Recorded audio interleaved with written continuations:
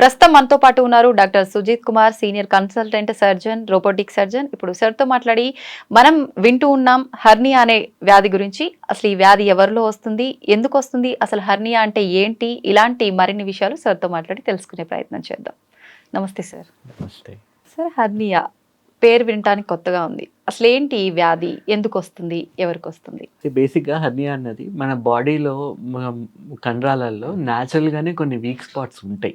So ఇప్పుడు ఎప్పుడైతే మన పొట్టు లోపల ఒత్తిడి ఎక్కువైపోతుందో ఆ ప్రెషర్ అన్నది బిల్డ్ అయ్యి ఆ ఇంటెస్టైన్స్ని కానీ ఒమెంటమ్ని కానీ ఆ వీక్ సైట్ నుంచి బయటికి తోసేయడం చూస్తాం. సో ఆ డిఫెక్ట్ అన్నది పెద్దగా అక్కడ మజిల్స్ విల్ గివ్ అవే, ఆ స్పేస్ ఒక డిఫెక్ట్ క్రియేట్ అయ్యి అందులోంచి మొత్తం బయటికి తోసుకొని వస్తాయి. దాన్ని మనం హెర్నియా అంటాం. ఇప్పుడు ఇదే ఒక ఉదాహరణతో ఎక్స్ప్లెయిన్ చేయాలి అంటే, ఇప్పుడు ఒక బెలూన్ తీసుకొని బ్లో చేసినట్టయితే అది ఎక్కడైతే వీక్ పాయింట్ ఉంటుందో అక్కడ పగులుతుంది కదా. ఇప్పుడు మన పొట్ట కూడా ఒక క్లోజ్ స్పేస్, దాని లోపల ప్రెషర్ పెరుగుతా పోతుంది. ఇప్పుడు బయట తినే ఫుడ్ల వల్ల దీని వల్ల విజరల్ ఫ్యాట్ అన్నది ఎక్కువ అవడం చూస్తున్నాం. సో ఆ లోపల ఒత్తిడి ఎక్కువైన కొద్దీ ఇంటెస్టైన్స్ అనేవి they will try to push out of this naturally week sides.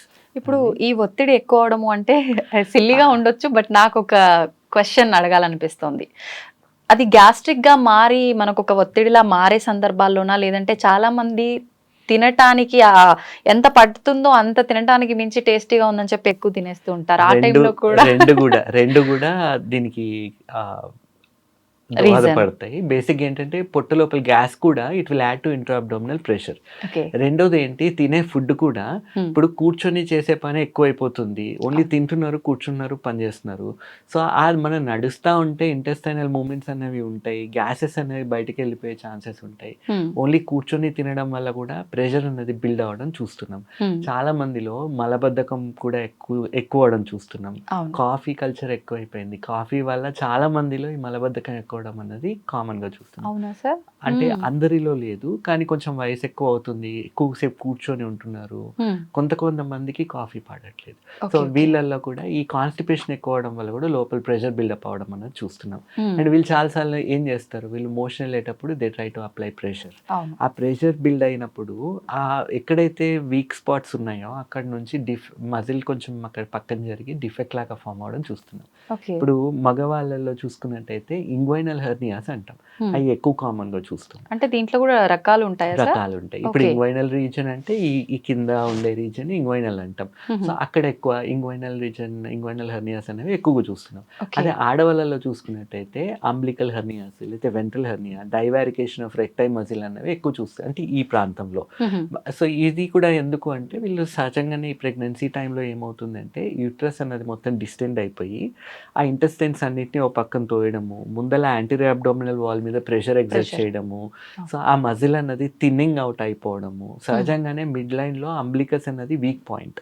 So ఒకసారి ఈ ప్రెషర్ ఎక్కువ అవడం వల్ల కొద్దిగా ఫేషియా థిన్ అవుట్ అయిపోయి అక్కడ నుంచి హెర్నియాస్ రావడం చూస్తున్నాం. అయితే నేను విన్నంత వరకు హెర్నియా అనగానే మనకు స్కిన్ కింద కొన్ని గడ్డల్లా ఫామ్ అవుతాయి అని చెప్పి, అది పొట్ట మొత్తంలో ఎక్కడ ఫామ్ అవుతాయో తెలియదు, మొత్తానికైతే అలా ఫామ్ అవుతాయి అని చెప్పి, కొంతమందిలో అబ్డామెన్ దగ్గర కూడా వస్తుంది అని చెప్పి, ప్రత్యేకించి మనం సాధారణంగా కొంతమందిలో చూస్తుంటాం కదా సార్, అబ్డామెన్ దగ్గర కొంచెం సైజ్ పెద్దగా ఉన్నట్టుగా, మనకు పైకి ఒక బొడిపిలాగా వచ్చినట్టుగా, దీన్ని కూడా హెర్నియాగా భావించవచ్చు అంటారా?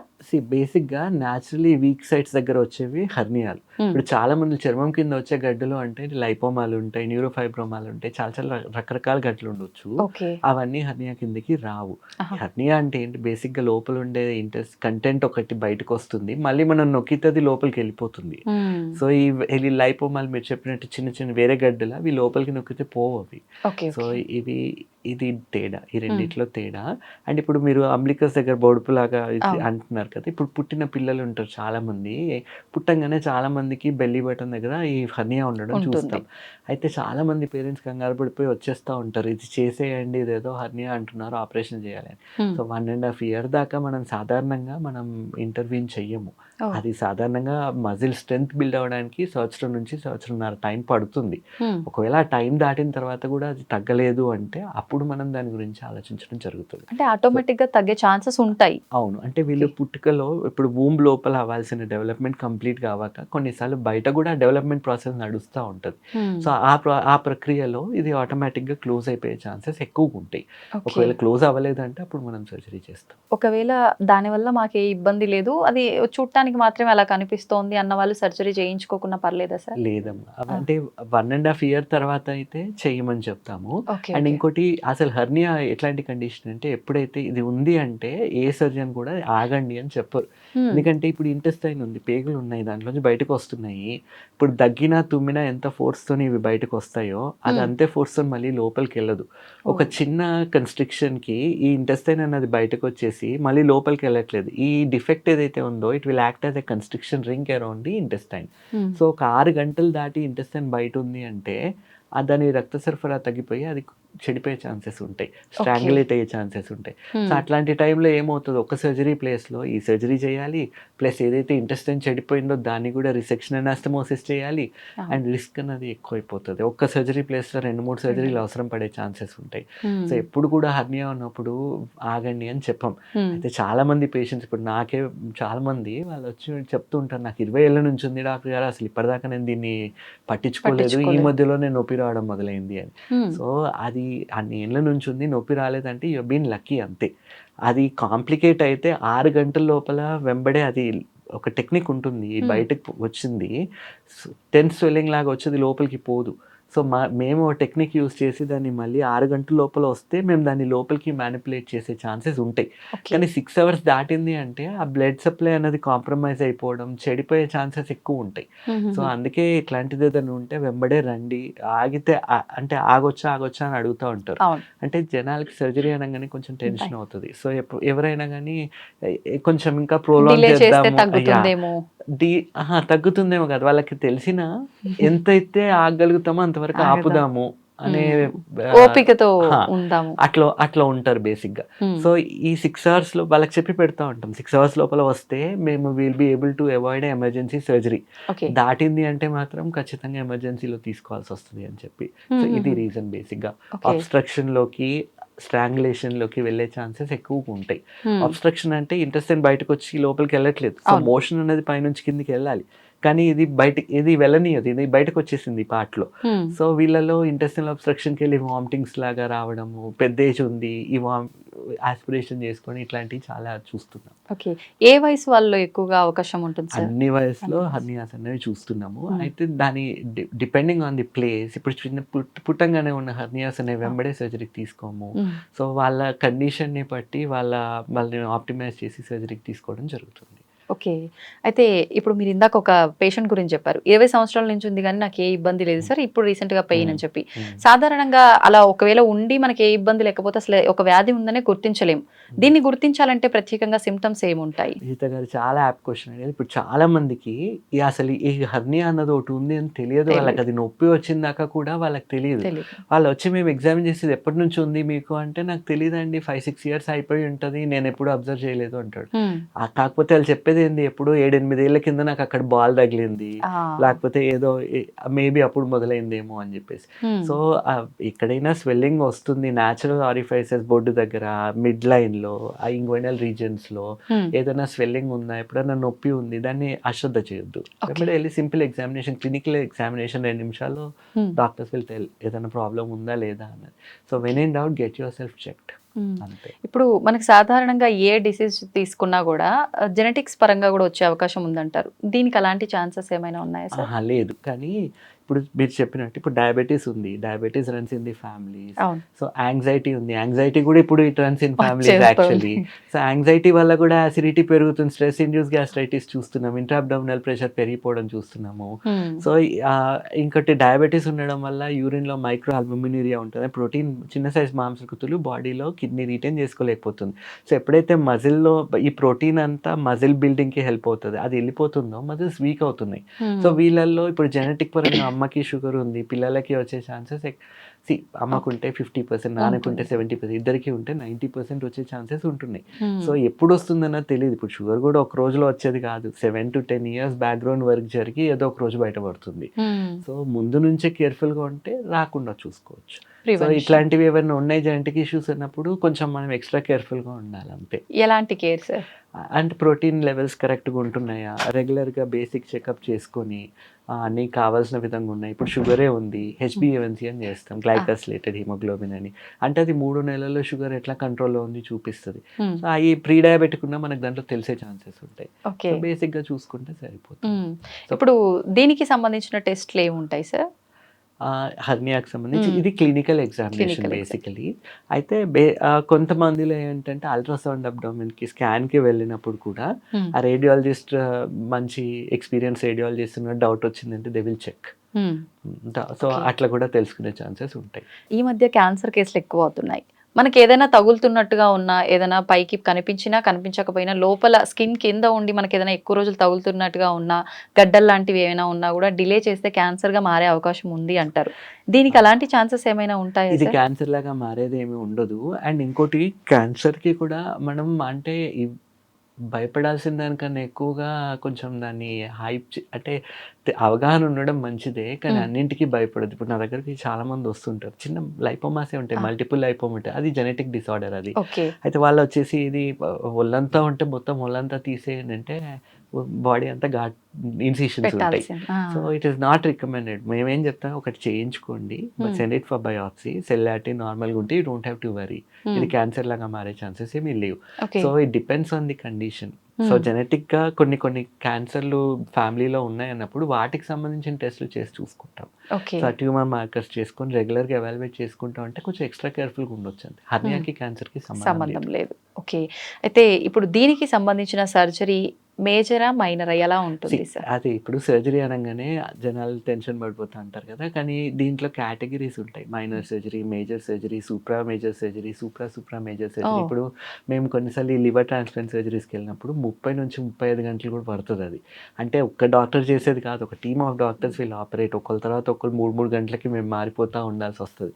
సో అంటే అన్ని డిపార్ట్మెంట్ డాక్టర్స్ ఉంటారా సార్ కాదు, అక్కడ? అంతమంది సర్జన్స్ ఉంటారు. ఒకటే సర్జన్ 24 గంటలు నిల్చోవడం కష్టం కాబట్టి. ఓకే. ఓకే. సో ఒక్కొక్క స్టెప్కి ఈ సర్జన్ తర్వాత ఇంకో సర్జన్ వచ్చి he will be taking over. So అట్లా హ్మ్. ఒక team of doctors will be operating. Okay. So అవన్నిటితోని చూస్తే this is a major surgery. ఎంతసేపు పడుతుంది సార్ సమయం దీనికి? 1 అవర్, 1 1 అవర్. అవర్ 2. అంటే ఇప్పుడు సింపుల్గా ఉంటే అంటే దీంట్లో కూడా మళ్ళీ 2 టెక్నిక్స్ ఉంటాయి. ఓపెన్ అండ్ లాప్రోస్కోపిక్ ప్రొసీజర్ అంటాం కదా. హుహు. సో ఇప్పుడు చాలా మంది పెద్ద వయసులో బయలాటరల్ ఇంగ్వైనల్ హెర్నియాస్ చూస్తాం. అంటే రెండు పక్కల ఇంగ్వైనల్ హెర్నియాస్ ఉంటున్నాయి. హ్మ్. సో ఓపెన్ చేసినప్పుడు ఏమవుతుంది, అటు సెపరేట్గా కట్ చేయాలి, ఇటు సెపరేట్గా కట్ చేయాలి. అవును. సో ఇప్పుడు లాప్రోస్కోపీతో ఉన్న అడ్వాంటేజ్ ఏంటి అంటే మనం ఒకటే 1 సెంటీమీటర్ హోల్ ఉంటుంది, 2 ½ సెంటీమీటర్ హోల్స్ ఉంటాయి పక్కన. హుహు. అందులోంచి 2 పక్కల రిపేర్ చేసేస్తాం. పెద్ద ఆ! పెద్ద మెష్లు మనకు కావాల్సిన సైజ్ని బట్టి మెషెస్ పెట్టేస్తాం లోపల. హుహుహుహు. సో అది లాప్రోస్కోపీతోని ఉన్న అడ్వాంటేజ్ అది. హ్మ్. సో ఈ ఒక్క సైడ్ ప్రొసీజర్ చేయడానికి సాధారణంగా 45 మినిట్స్ టైం పడుతుంది. సో 2 సైడ్లు రిపేర్ చేయడానికి 1.5, ఎనీథింగ్ లెస్ దెన్ 2 అంతే. అవర్స్. ఓకే. అండ్ ఒకవేళ ఈ అంబ్లికల్ హెర్నియాలు లేతే డైవారికేషన్ ఆఫ్ రెక్టై పెద్ద డిఫెక్ట్ ఉంది, ఫస్ట్ ఆ డిఫెక్ట్ని క్లోజ్ చేసి హ్మ్. తర్వాత లోపల నుంచి డ్యూయల్ మెషెస్ అంటాం. ఓకే. సో అవి ఈ మెషెస్ నార్మల్గా ఓపెన్ సర్జరీలో వాడే మెషెస్ కొంచెం తేడాగా ఉంటాయి. అంటే ఇవి ఇంటెస్టైన్స్తో కాంటాక్ట్లో ఉంటాయి కాబట్టి హ్మ్. రేపు పొద్దున అతుకులు పడకుండా ఉండే మెటీరియల్ చూసి అవి యూస్ చేస్తాం అన్నట్టు. సో ఈ సర్జరీ అయినా కానీ గంటన్నరలో అయిపోతుంది. కొన్ని సర్జరీస్ తర్వాత కాంప్లికేషన్స్ చాలా వచ్చి మనం జబ్బు వచ్చింది ఒకటి, దానికి ట్రీట్మెంట్ ఒకటి అయితే వేరే ఇంకొక జబ్బు అటాక్ అవుతూ ఉంటుంది చాలా వరకు. కాంప్లికేషన్స్ వస్తాయి. దీనికి అలాంటివి ఏమైనా వచ్చే ఛాన్సెస్? దీనికి ఏం లేదు. దీనికి ఏం లేదు. అదే చెప్తున్నాను కదా, ఇన్ఫెక్షన్స్. ప్రీ ఆపరేటివ్ ఆప్టిమైజేషన్ చేసి అన్ని విటమిన్లు అన్నీ కరెక్ట్. ఇప్పుడు పెద్ద వయసులో మీరు అడిగిన దానికి ఆన్సర్, ఇప్పుడు పెద్ద వయసులో కొన్ని సెట్ ఆఫ్ కాంప్లికేషన్స్ వచ్చే ఛాన్సెస్ ఉంటాయి. అంటే మనం చూస్తున్న జనరల్ అనెస్థీషియా తర్వాత కాగ్నిటివ్ డెఫిసిట్ అంటాం, మెమరీ. అంటే వాళ్ళు చుట్టుపక్కన వాళ్ళ రిలేటివ్స్ని గుర్తుపట్టడానికి హ్మ్. కొంచెం ఎక్కువ టైం తీసుకుంటున్నారు. లేదంటే హైపోథెర్మియా ఇట్లాంటివి చూసారు. అంటే కరెక్ట్ మీరు హ్మ్. అంటే సర్జరీ పరంగా లేవు, కానీ అనెస్థీషియా పరంగా వాళ్ళ వయసు పరంగా వాళ్ళకు ఆల్రెడీ ఉన్న ప్రాబ్లమ్స్ వల్ల కొన్ని రావడం చూస్తున్నాం. కాంప్లికేషన్స్. అయితే ఇవన్నీ రాకుండా ఉండాలంటే ప్రీ ఆపరేటివ్ ఆప్టిమైజేషన్ చేసేది అందుకే. సో ఇవన్నీ ఎప్పుడైతే చేస్తున్నామో సాధారణంగా ఏమి ఇష్యూస్ ఉండట్లేదు. జాగ్రత్తలు ఎలాంటివి తీసుకోవాలి సార్? ఇంకోటి ఇందాక మీరు అడిగినట్టు ఇన్ఫెక్షన్ అని చెప్పేసి. ఇన్ఫెక్షన్. సో ఇప్పుడు ఎప్పుడైనా కానీ ఇంతకుముందు పాతకాలంలో హర్నియా రిపేర్ చేస్తే 20 ఏళ్ల కింద రికరెన్స్ అన్నది ఎక్కువ చూసేవాళ్ళం, అంటే చేయించుకున్న తర్వాత కూడా మళ్ళీ వస్తున్నాయి అని. సో దానికి ఏంటి, ఎప్పుడైతే మెష్ లేకుండా రిపేర్ చేస్తున్నారో మళ్ళీ వస్తుంది అని స్టడీస్ చెప్తున్నాయి. సో దాని తర్వాత ఏం చేశారు, ఆల్మోస్ట్ మెష్ ప్లాస్టీ అన్నది గోల్డ్ స్టాండర్డ్ అయిపోయింది. అది ఓపెన్ చేసి పెడుతున్నామా, లాప్రోస్కోపీ పెడుతున్నామా, ఏ ప్లేన్లో పెడుతున్నామా, అవన్నీ advance. It depends on the surgeon and the patients condition. So అయితే ఎప్పుడైనా కానీ మెష్ ఇన్ఫెక్ట్ అయితే ఇంకొక సొల్యూషన్ లేదు, మళ్ళీ సర్జరీకి తీసుకోవాలి, మళ్ళీ అనెస్థీషియాకి ఎక్స్పోజ్ చేయాలి. ఆ మెష్ ఏదైతే ఇన్ఫెక్ట్ అయిందో దీన్ని తీసేయాలి. అయితే ఆ ఇన్ఫెక్షన్ ఉన్నప్పుడు మళ్ళీ కొత్త మెష్ పెట్టడానికి ఉండదు. సో మళ్ళీ 6 నుంచి 8 వారాలు మొదటి నుంచి.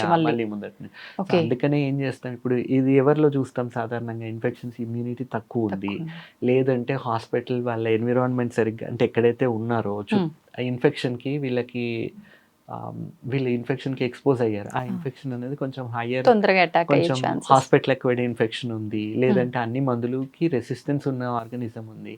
సో అట్లాంటి ఆర్గానిజం వచ్చినప్పుడు మనకి ఇంకో ఛాన్స్ ఉండదు. ప్రివెన్షన్ ఉండదా సార్? అంటే ఇప్పుడు ఒకసారి వచ్చింది మళ్ళీ వచ్చే ఇప్పుడు మేము సర్జరీ టైంలో చేసినప్పుడు ఈ మెష్ ఇన్ఫెక్ట్ కాకుండా ఉండడానికి యాంటీబయాటిక్ ఇంప్రెగ్నేట్ చేసి అన్నీ చేసి గ్లౌస్ అన్ని చేంజ్ చేసుకొని చేయడం జరుగుతుంది.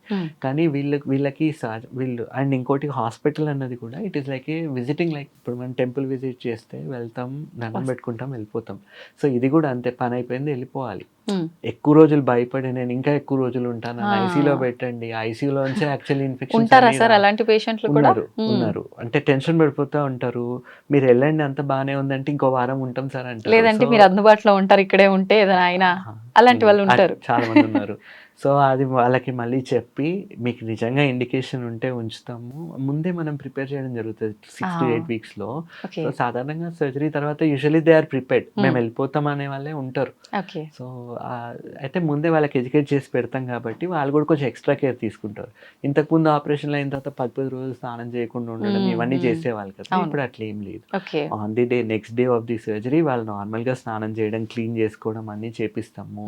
సో వూండ్ కూడా తడపడం తప్పు కాదు, అది తడిగా ఉండకుండా చూసుకోవాలి, దాన్ని ఎట్లా కేర్ చేయాలని మేము నేర్పిస్తాము.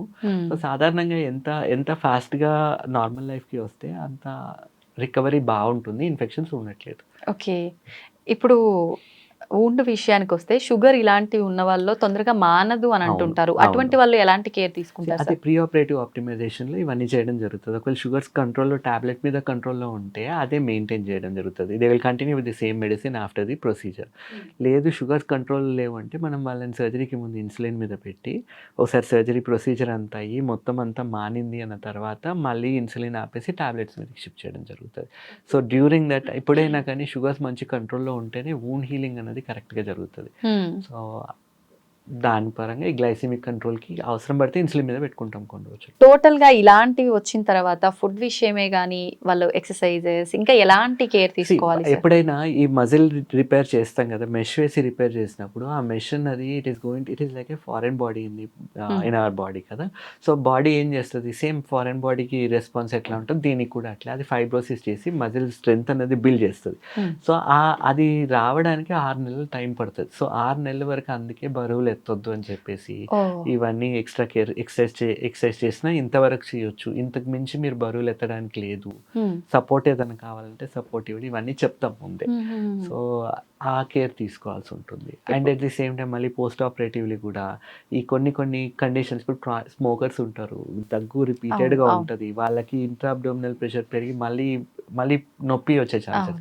సో వాళ్ళలో encourage them to quit smoking, మలబద్ధకం లేకుండా చూసుకోవడానికి మెడిసిన్ ఇస్తాము, ఆహార పద్ధతులు మొత్తం మార్చేస్తాము.